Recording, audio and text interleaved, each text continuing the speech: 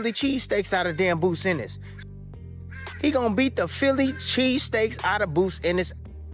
Yeah, he sure is. He gonna knock him out. Oh, if Boots has some success, oh, he gonna have some success. Oh, yeah, he gonna have some success. You know, he got his speed, his power. He's very active. Yeah, he gonna have success. But when he get touched on that chin, though, oh, ooh, shit. Kumbaya. Kumbaya, my lord, kumbaya. Kumbaya, my lord. That's what they're gonna be singing right after, because he gonna be got to pick his, hey, he ain't getting up. I promise y'all that. When Crawford catches, if they were to fight, man, I say, it's easy work. Timothy Bradley expects a potentially explosive result, predicting that Terence Crawford could stop Jaron Andes if the former champion ultimately decides to come out of retirement. Bradley believes Crawford's precise timing, exceptional ring IQ, and ability to capitalize instantly on mistakes could create serious difficulties for Ennis. Making all them damn mistakes. When you're fighting Shakur, you can't be making all those damn mistakes. You can't. The more mistakes you make, the more they're gonna make your ass pay.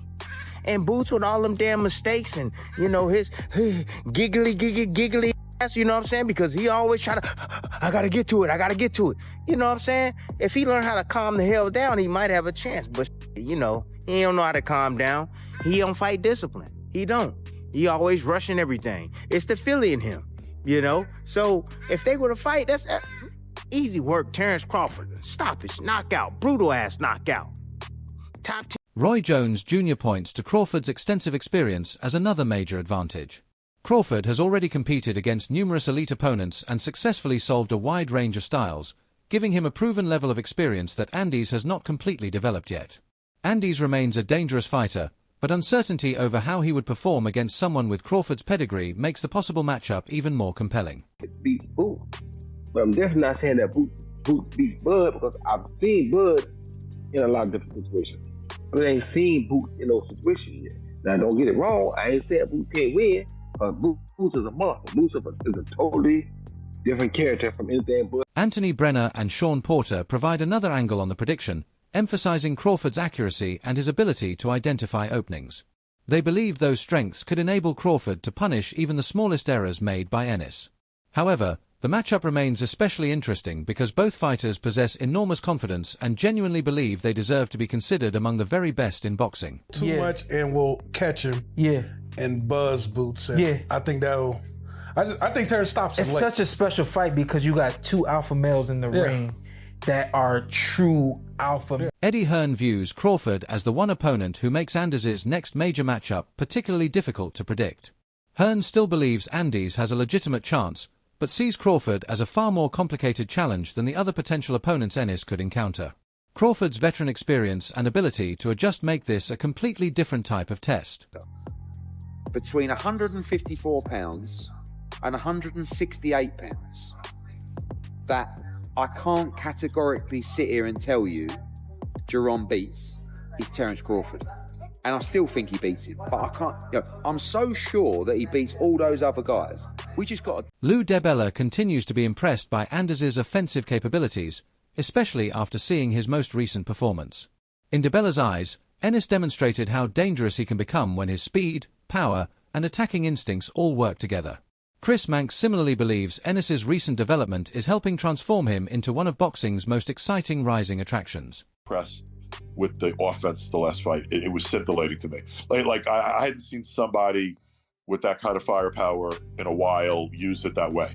And the combination of having him and Benavides on top of a roster with the guy who's probably pound for pound, I think it's a real good start. Yeah, I like the pick. I think Boots is starting to prove he's an attraction as well. I think the Xander... Coach Breadman believes Andes has the natural tools necessary to eventually reach boxing's highest level. Still, he emphasizes that talent alone is merely the starting point. The quality of opponents Andes takes on, the opportunities placed in front of him, and the decisions made throughout his career will determine whether he develops into an elite fighter with a meaningful legacy or remains another gifted contender. I've always said that he's the most talented fighter I've seen in these parts in Philly gyms. And I've always said that he could win titles from 147 to 160, which to me is the hardest trifecta of titles to win. Bro, a lot of things have to happen for that. You got to have the opponents, You got to have the right climate. You got to have the right backing. A lot of things have to happen for that. And we've seen some really talented dudes, but they go off tail. You know what I mean? And they don't get certain things in their career. And then you look back and like, damn, why didn't that guy do a little bit more? You know what I mean? So we just got to see, got to stay injury free. You know, he can't take like so many bad losses. And if he does, he has to avenge them. He has to have the great opponents. He has to have a lot, you know what I mean? But I do think he's going to be. Bob Arum believes Crawford's overall skill set could create a serious tactical headache for Ennis. One of Crawford's greatest advantages is his effectiveness from both orthodox and southpaw positions, forcing opponents to make repeated adjustments. That versatility can alter the entire flow of a fight. Against Ennis, those continual changes could make Crawford an extremely difficult opponent to figure out. He's an awfully good fighter. And, you know, it would take a real wizard to beat him. Crawford has something that no other fighter around has, and people haven't commented on it, and that is he fights equally well as a southpaw or as a right-hander. And so when you train for a fight, usually the fighter he's fighting trains for him as an orthodox fighter, right-handed fighter. And so from the first round on, he'll turn southpaw, and the guy isn't ready for him. That's what beat him. Danny Garcia is intrigued by the stylistic contrast between these two fighters, although he questions whether Crawford would actually come out of retirement specifically for this challenge. Andes represents the younger generation, carrying hunger, athletic ability, and ambition into the ring. Crawford, by comparison, has spent years testing himself against elite competition. If they meet, the contrast in experience and career stages could create a fascinating showdown. Will come out for it or not? I don't know. I doubt it. Yeah. You know, because Crawford, Crawford's Crawford. You know, so. Is that still a tough fight to call? What, them two? Yeah. That's a great fight. Great fight. Young, hungry lion versus the master, the OG. Timothy Bradley also brings up a crucial question. What would Crawford truly gain from fighting Andes? The matchup obviously offers technical intrigue and significant fan interest, but Bradley doubts those factors by themselves would be enough to persuade Crawford to return.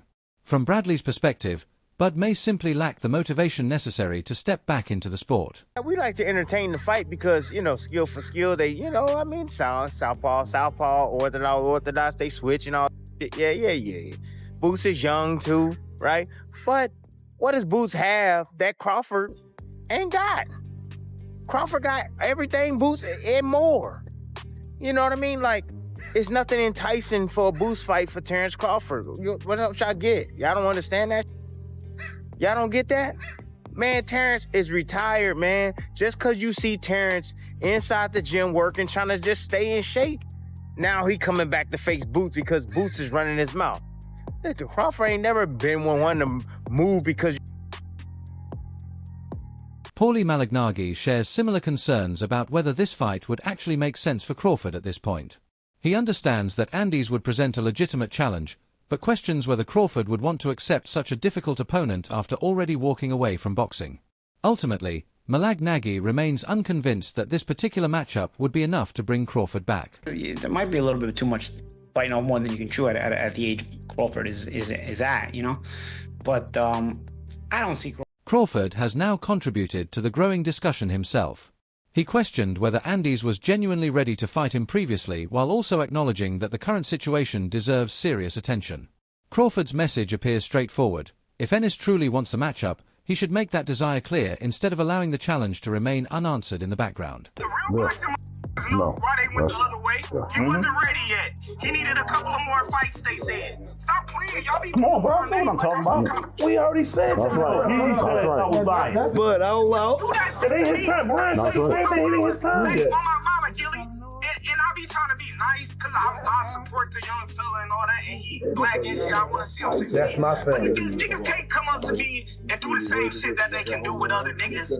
Niggas don't do that with me. I would slap the piss out of niggas' face. Niggas know who to play with. But that was also what I said. His career is on. Niggas don't even really be saying my name. They be like, oh, I'm with everybody. I'm phone to everybody. I'm gonna stop nigga, say my name, nigga. Those comments have only added more fuel to the questions surrounding Crawford's retirement. Show believes Crawford's competitive instincts may still remain active, pointing toward the fighter's recent attitude as evidence that his desire to compete has not completely vanished. In Show's opinion, there are several indications suggesting Crawford may not be entirely finished with boxing. That's not a brother who doesn't want to fight. That's not somebody who just looking for you to push a button because he doesn't want to fight. That's somebody trying to damn fight. When you're begging somebody to give you a damn reason to whoop his ass, that means that you got your arms pumped up and you ready to whoop somebody's ass. This guy, Terence Bud Crawford, has been sitting out, but he's doing that shit. He's going to fight. Now, let me tell you why I'm so confident that Terence Bud Crawford comes back. I'm going to give you a few reasons, some big-time reasons. Number one. Show further supports that argument by examining Crawford's latest performance. Instead of retiring after a long period of decline, Crawford stepped away while still performing at an extraordinarily high level. That makes his retirement feel different from the typical ending of a fighter's career. If Crawford continues believing he can compete at that standard, remaining away from the ring could eventually become increasingly difficult. You're a fighter, and fighters fight. But with Terence Bud Crawford, it's an even stranger case because, one, his last performance wasn't just a good one, it was his greatest performance yet. It was the best he's performed ever. He went up, jumping up weight classes to fight the undisputed champion at 168, one of the greatest fighters of all time, Saul Canelo Alvarez, and he dominated. I don't give a damn what the scorecards say. We all know that that brother dominated 11-1. And when you're coming off of a dominant performance, a great performance like that, there's no way you're walking around talking about, yeah, let me just retire. I can't do it no more. Hell no! Terence Bud Crawford is the best he's ever been. That brother aging like fine wine. He's an alien. Bullmac provides additional context by pointing toward Crawford's ongoing relationship with the gym. Crawford still appears comfortable within the training environment and continues working around fighters he has supported throughout his career.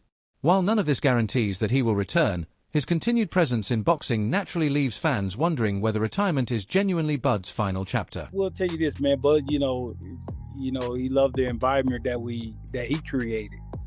We created together as a team.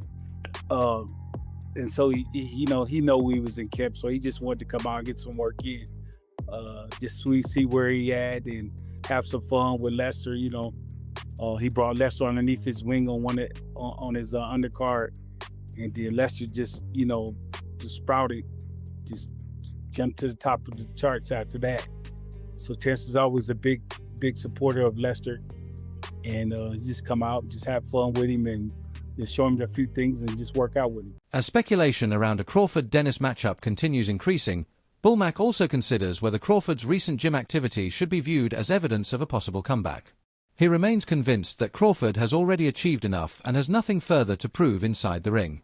In his opinion, Crawford may continue training because the gym is simply part of his lifestyle and passion rather than because he is preparing for another professional contest.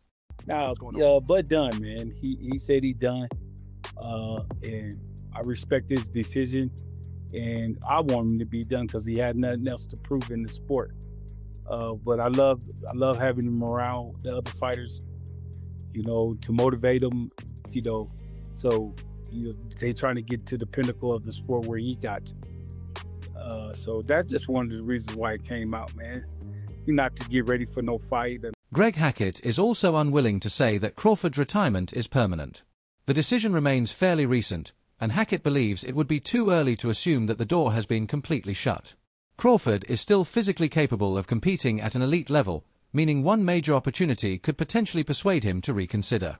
For Hackett, a comeback remains a genuine possibility. Like, I'm done for real. They come back. I'm not going to give you the respect you looking for, and then you try to come back. No, when you come back, I'll be ready for you. That's if you come back. Now, if it's 5 years from now, then I can see Boots being like, hey, he was a great fighter. He did what he had to do. He beat everybody they put him in the ring with. He did a great job. But right now, it's too early. It's too early to do that. Because Bud could say, you know what? He could wake up one day, you know what? I'm bored. Let's go get some boxing money. Who want to fight? You know how many people would take that fight just because they can make some money? Come on, gang. So right now, all I'm saying is it's too early to take Bud serious on the retirement talk. It's too early. Bud is a nasty individual. You think he really retired? Hackett also rejects the belief that Andes needs to become louder or more controversial in order to move the fight forward. He describes Andes as a more traditional and reserved fighter who would rather allow his performances to do the talking. In Hackett's opinion, that quieter personality should never be mistaken for a lack of ambition. Andes can genuinely desire the matchup without creating unnecessary drama around it. Said it. So what more do a person have to say? What you want me to do? Right. I'm not about to act outside. I'm not. See, what people not understanding is they want Boots to act out of character. That's not how he is. People that do not, like, he just not what people think. Like, people think he just not like that. He real old school, bro. He's of the new times, but he real old school. He not, like, he just not like that. So I don't understand why people want somebody to be like they would be. Bernie the boxer presents another approach, suggesting that Andes may need to become far more direct if he truly wants Crawford to reconsider retirement. Rather than simply expressing interest in the matchup, Bernie believes Andes should publicly challenge Crawford and force the issue into the open. A powerful enough challenge could reveal whether Crawford still possesses the competitive fire necessary to return to the sport. Retirement. Then say what he said. Tell him, I'll knock Crawford out. Tell his old ass to come back. He better stick to commentating. This is what you gotta talk. This is real shit. The only way you're gonna get, now I'm being literal, the only way you're gonna get Crawford to come back, and I hope he not get upset at me about this, but he said this on his own, so I'm just kind of amplifying what he said. If somebody, whoever they is that needs to say it, says, I will beat Crawford, I will knock him out, he better stick to doing the commentating and join whatever retirement, because he ain't got nothing coming with me. That's why he ran out of retirement. I'll beat his ass. Bernie takes the argument further, explaining that Crawford would require more than publicity or outside pressure before deciding to return. There would need to be a genuine competitive reason behind the decision. He also acknowledges that an NS fight comes with several practical complications beyond simply convincing both fighters that they want it. Until those obstacles are resolved, the matchup remains anything but guaranteed. Away. And then we might have something then. I don't know.